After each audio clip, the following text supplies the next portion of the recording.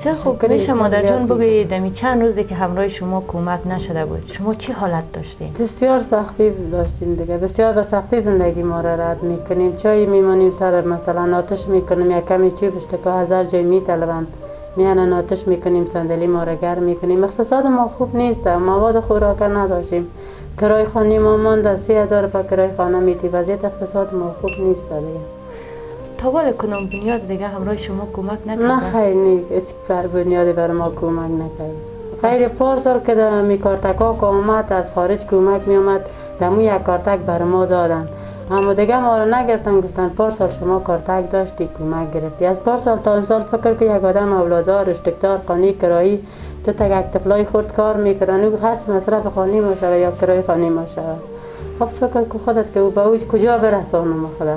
جوری داریم، ناجوری داریم، سردردی داریم، گشنگی داریم، بسیار وضعیت ما خراب است. از کجایش بگویم؟ دم وقت شده که شب شما گشنه تیر کرده باشین و نان نداشته باشین و همچنان شبیر جان جگرخون شده باشه شما و بچگک دیگه ایتان؟ چطور نشدیم؟ بسیار مایوس شدیم. روز شبایی رد کردیم که سه تا گنگنان شبیر آوردن و که چای خوردیم یا چای هم نبوده اما تو خوش خوردیم قرار خوابیدیم. وضعیت اقتصاد ما خوب نیست داریم.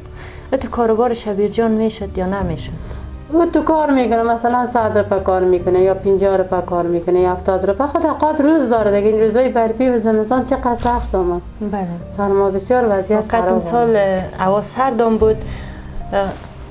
بله وقت امسال هوا سردم بود و خیلی سرد بود دیگه. آیا مواد سوخت شما خلاص شده بود؟ مواد سوختی نداریم دیگه، مواد سوختی نداریم. وضعیت اقتصاد ما خوب نیست.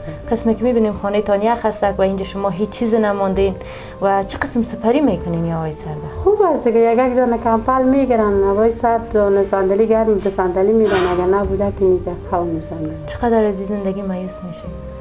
بسیار دیگه زیاد میشین. چی کنیم؟